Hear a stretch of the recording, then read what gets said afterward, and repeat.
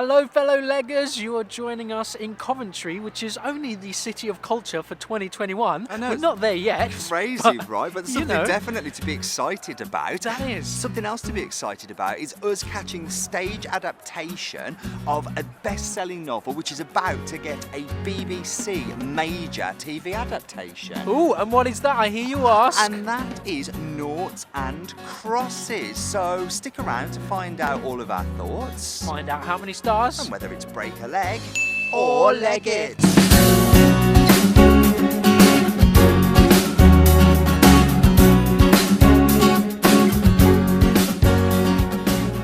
Noughts and Crosses, fellow leggers. I have not heard of this at all. Well, you say it's a best-selling book? Yeah, it is a best-selling book. I mean, it's a series of books now, but this story is specifically based on the first novel by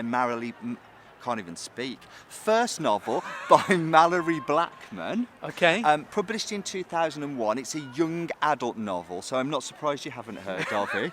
What do you mean? I am a young adult. Of course, at heart. We all are at heart. Now, it's a co-production between the Belgrade Theatre Coventry, Pilot Theatre, and the Colchester Mercury Theatre, Derby Theatre, and the York Theatre Royal. So major collaboration, it sounds like. Yeah, it's been adapted by Sabrina Mahfouz and directed by Esther Richardson. It is a dark, political, racism-fueled, dystopian look at society where physical and political terrorism is running riot in between two people of different races. The white people known as the Noughts and black people known as the Crosses. Sephy and Callum fall in love amidst all of this racial tension, and it's a recipe for disaster, to be quiet. And I hope that the show's not. I'm on about the themes. It sounds full of drama already. Yes, absolutely. Okay. Now, for those of our fellow leggers that don't know, there is a major BBC adaptation which has been all over the news recently because it only stars, and I'm sure you'll know exactly who this is, Stormzy has joined the cast for this. Stormzy has joined the cast of this? The BBC adaptation. Oh, the Noughts BBC and adaptation. Crosses. Okay, so it's going to be big. Yeah, so it is going to be. Okay. It is going to be big. Now, I love how you pretended you know who Stormzy is there. I know Stormzy. Okay, and Stormzy is famous for what? He's a chef, right? TV I'll chef. say no more, He's fellow in music. leggers. He is in music. Of course, I know who 2 hours Stormzy and is. 20 minutes, including interval. Okay. So I'm looking forward to find out more about this and to see why it is just so popular, and the fact that everyone wants their hands on it at the moment, it seems. And also stick around to the end, as usual, to hear our thoughts and find out how many stars. We've come to the interval, which means it is time for the break, leggers. 30-second interval breakdown. What do you think so far? What do I think? I think it's epic. It's huge. So much has happened already in the first act, but I'm heavily invested in this really interesting story. So many discussion points. How about you? I can see why it has the reputation it has. Is it going to win 10 out of 10 for originality? I don't think so. But I've got to say that as time went on, I felt more invested. It was a slow burner for me. I wasn't sure to begin with, but coming into the interval, I'm looking forward to see it.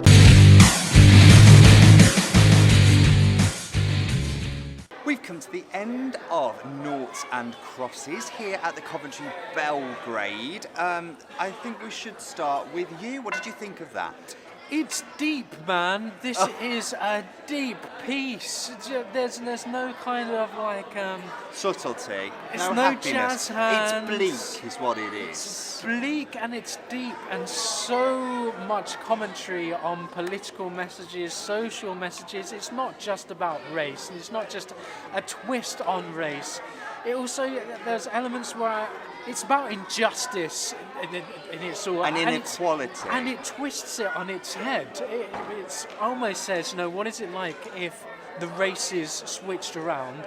But it's not an exact carbon copy. It is a dystopian future that could be now, even though it feels as if it's set in the early 1950s, early 1960s in terms of progression of race. Almost in America at that time, It starts off where the Noughts are just being allowed into school with the Crosses, and that feels as if it was a time in the 1950s. Like, that's in 1940s, living 50s. memories. That happened in the 60s. I mean, Okay, the Hairspray 60s. built upon it, really. So that's the period we're looking at, and it's crazy. You're thinking like this could this could never happen, but it happened, and it just really stands out as like a crazy period. But this happened, and it commentates on that, and in the inequality in the justice system, in the education system, in the social system, the opportunities that were open to people.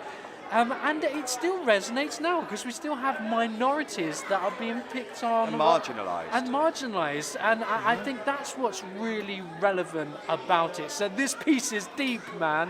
It is deep. I liked it as a piece and as a concept, Okay. but it's a saga. Yeah, it is definitely a It's saga, and a it lot feels as happens. such unfinished. Ultimately, I would also say for me, there's just no real new ground here. Like all of the topics that you have mentioned, I have seen explored in so many other pieces. Things like V for Vendetta, politically rising up and standing for your rights. Every show you've ever seen where someone is willing to put their life on the line to try and strive towards equality, it's another one of those pieces. Yes, it has the sort of race element of it being switched, and can you believe we treated black people the way that we did? Like, that is really upsetting, and it's still right now feels like it sticks in my throat when I think, wow, they're showing that they're really demonstrating and illustrating what black people went through and making it at that sort of level of opposition. And I think where to this white is clever people. though is it brings it into a younger person's audience because it's a younger person's Like, it story. feels so far away, but Well- if you make it about young people, they can relate. Yeah, it's almost as if that history is quite far away, so we're a bit detached. We know it happened, but it's making it relevant now to kind of say, hey, guys, this is your history, and we're telling it in a way that resonates with you now, because it's got that young love element. It has got that Romeo and Juliet element to it, Yeah, which then opens it up forbidden to a new audience.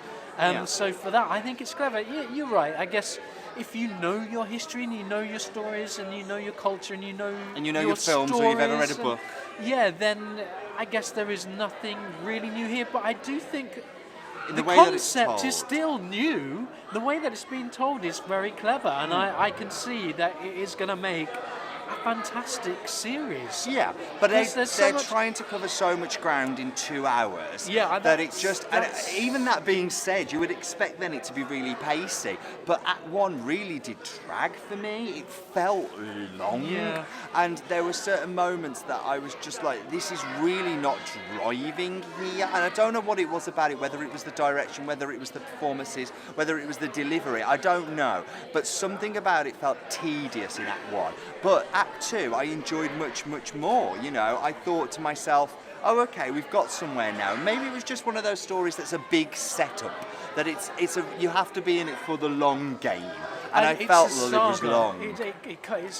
It really is an epic. So much happened in that first act that I think the direction was good. There were some really inspired moments and some really creative ideas, how they were moving the set, how the cast were only a cast of 8, and yet they all played multiple parts and they're all moving along. You've got scenes happening at the same time. Some really nice directorial ideas.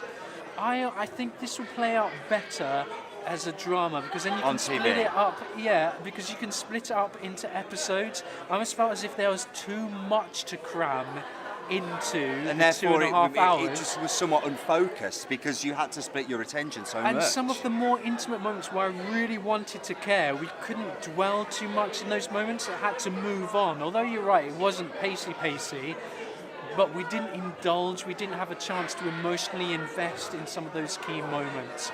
But the concept is very good. Okay, let's move on to some of the creative touches now. We mentioned the director. The director is Esther Richardson. Like I say, there was something fundamentally wrong with the piece for me, and I don't know where it came from. But you don't think it's the direction? No, I thought there was some really inspired creative direction. If anything, I just think that there's a lot to put into 2.5 hours. You're going to have to take a big knife to it, but then you're cutting away from lots of key elements Maybe of it the just story. shouldn't have been done on stage. Maybe well, that's an argument. That is a question. You know, I mean, if you can't get it down and make it great, or adapt it really, really well, that's then not the point I perhaps- want to be making. Oh, but I thought that's do what you were think saying. you do have a point. Yeah. That is always a question you've got to ask. What Does this it belong bring? on stage in 2 hours? Or does it suit better something where you TV can split it epic into or episodes? Or something very filmatic? Because already in that 2.5 hours, I could see at least 4 episodes, each an hour long. Yeah. But, hey, But what I was impressed by was the set design. Thought the set design was great. Simon Kenny. Yes. Set was built here at the Belgrade, so well done you guys. Really Yep. enjoyed that. Also thought there was some good touches of lighting by Joshua Drualis Farrow. yeah. That was enjoyable too. I always love it when the lighting is embedded into the set. Really good integration. That was really good. Let's move on to performances now. I think we must mention the lead roles. So Sephy, Persephone, as played by Heather Ajipong. Oh my God, I'm so sorry. I'm pretty sure that's right, actually. I'm going to own it. Heather Ajipong. How did you find her? Yeah, I thought she was fine. She's great. She's okay. She was okay. She was the role. Great. It's tricky, like I say, without having the okay. time to invest in those moments at times, she did what she could do with it. Okay. She's fine. And also Callum, played by Billy Harris. What did you think of him? I thought that he was, again, okay. Oh, you thought he was okay? I did. Okay. Yeah, he was fine. Like, he's the Fine young again. love lead. You know, he did what he Oh, I mean, could do. we're here to critique here, you know. He did no wrong. Great. Like, he was fine in Winner. that role. Winner. He's a committed performer. They're all committed performers. It is quite an epic. There's a lot asked of the whole I mean, there were company. definitely some I liked more than others. Okay, who did you like? I quite liked Jude, the role of played by Jack Condon. Okay, why was that? I just thought that he seemed to be giving me the most. Like, I thought his performance was so committed and dedicated. He had lovely touches of emotion. He was able to emote really well in his face. He gave me good grin, and I liked him. Good face, fellow leggers. Good face. He gave me great face. Who did I liked the mum. Was this the mum? Meggie, played by Lisa Howard. Yeah. No, not a huge role, but to be honest with you, she does have the most emotional arc because she goes through a hell of a lot. A lot of and there are a loss. lot of themes in there of sort of, you know, when your family starts to deceive you, when children get older and they start being able to lie to you and they start being able to deceive you and they do things that you aren't aware of, and you have a certain amount of grief as a parent that you aren't involved in their lives, and I felt that as a mother and her interpretation of a mother. I thought she was good. And to be honest, I thought the whole cast worked really well. It's quite an ensemble piece, really. Well, with only 8 of them, it would have to be. And they're busy, and like I say, so there were some really nice directorial moments, including all of them. So that was nice. Great. Let's wrap it up. For Noughts and Crosses, which we've caught at the beautiful Coventry Belgrade, Coventry, City of Culture 2021, we are going to give 3 stars for this piece. Yeah, I mean, it was just okay for me, guys. I mean, it's piqued my interest a little bit. It ends very abruptly. You can tell the story is unfinished. I'm sure people study the book and love the book, so you'd be interested to see it come to life in this way. If you haven't, would I hold out for the TV drama? Probably, because I just think they'll be able to cover more ground. It's also interesting seeing it in a different medium. There was a lot of what seemed like schools and colleges in, so they know the right target age. Seeing it in a different medium that isn't just telly or film. It's nice that it's drawing them book into the theatre. Yes.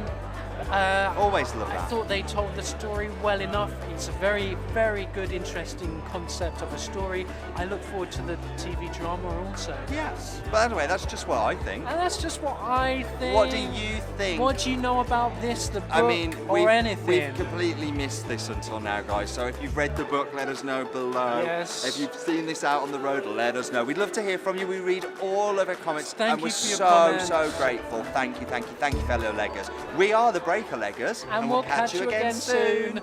Bye.